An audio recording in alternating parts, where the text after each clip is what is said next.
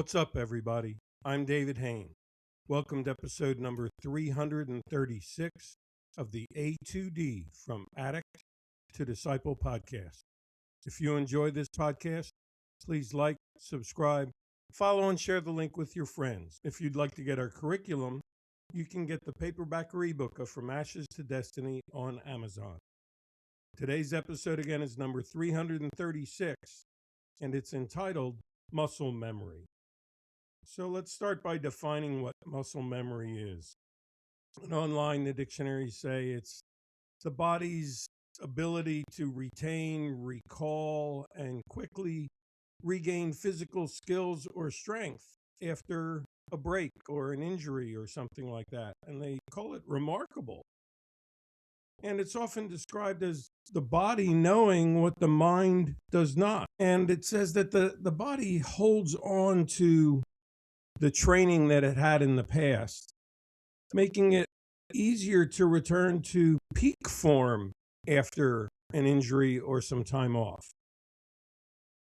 And I like this unknown quote, which says, "Muscle has memory. Whatever you lose, you can gain back again, as long as you're willing to go back at it again."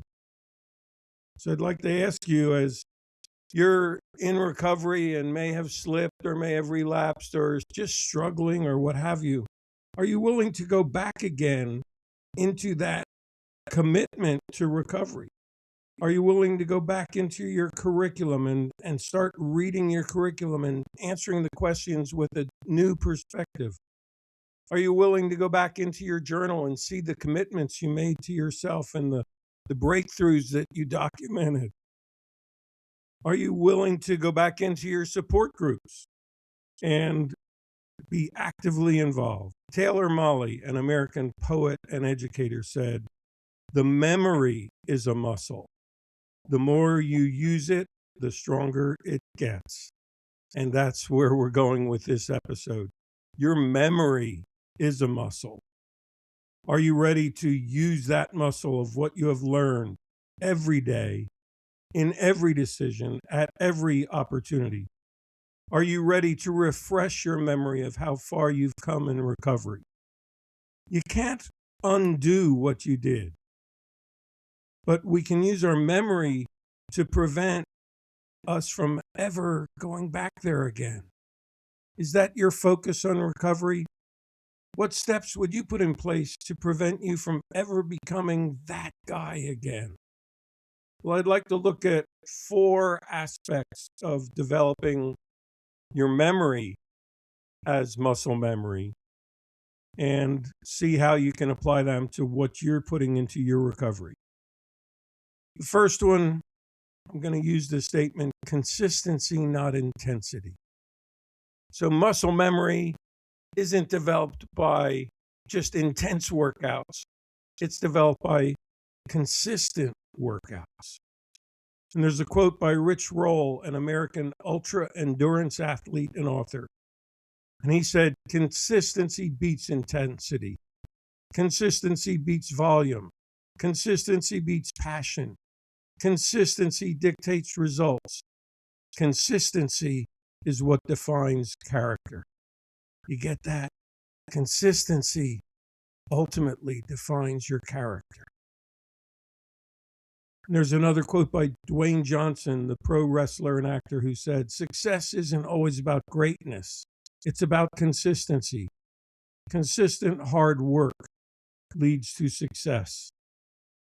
And John Maxwell, the author and motivational speaker, said, "Small disciplines repeated with consistency every day lead to great achievements gained slowly over time."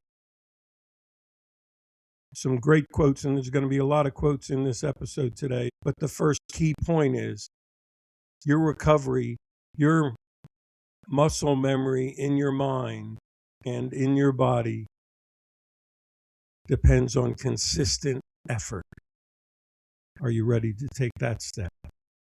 The second aspect I want to look at is positivity, not pessimism, not negativity, positivity. And Natalie Massenet, an American-British fashion entrepreneur, is quoted as saying, Positivity is like a muscle. Keep exercising it, and it becomes a habit. C.C. Scott, an American author, said, "The human spirit is stronger than anything that can happen to it."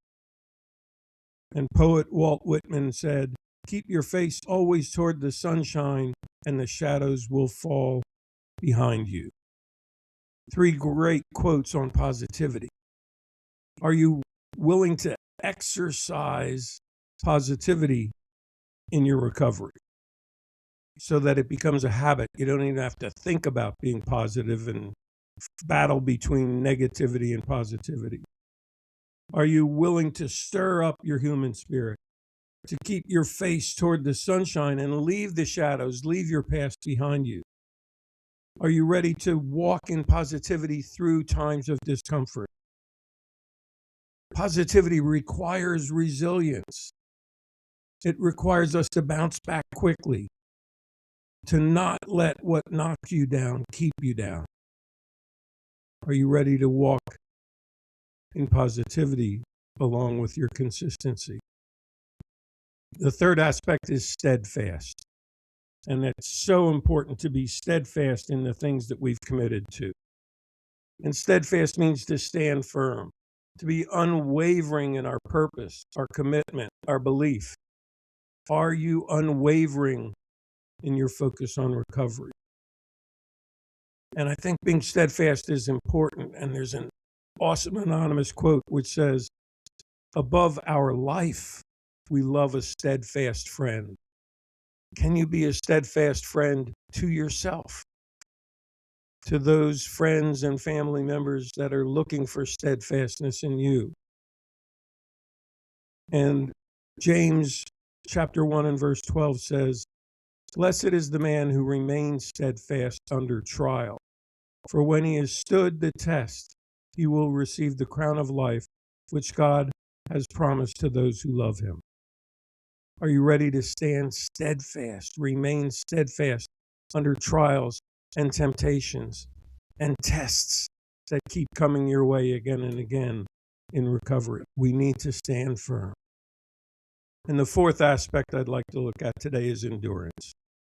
Endurance is long-suffering patience. It's tolerance.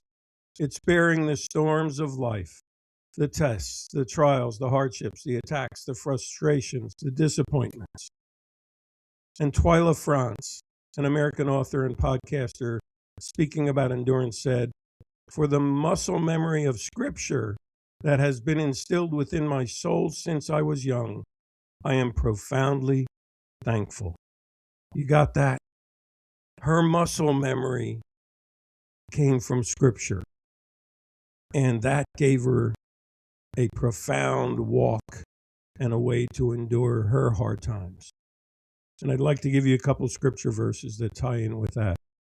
The first is Romans 5, verses 3 and 4, and it says, "Not only that, but we rejoice in our sufferings, knowing that suffering produces endurance, and endurance produces character, and character produces hope." Are you ready to take that aspect, that approach when you face sufferings? Are you ready to build up that muscle memory, knowing that suffering produces endurance and ultimately leads to character and hope? Isaiah chapter 40, verse 31 says, "But they who wait for the Lord renew their strength. They shall mount up with wings like eagles. They shall run and not be weary. They shall walk and not faint." Is that the endurance you're looking for?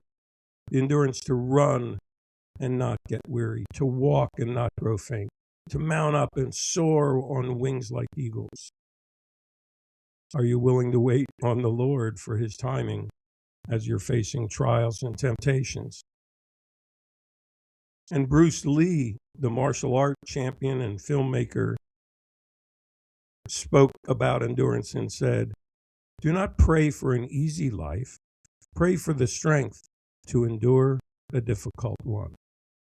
Are you still caught up in the addictive thinking of praying for an easy life, for an easy way out, for a quick fix, for instant gratification? Well, Bruce Lee said, pray for the strength to endure these difficult times.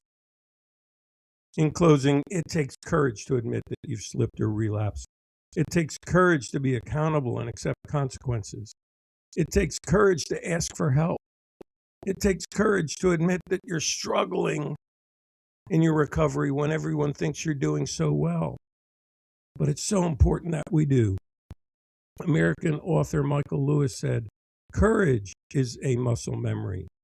The tallest oak in the forest was once a little nut that held its ground."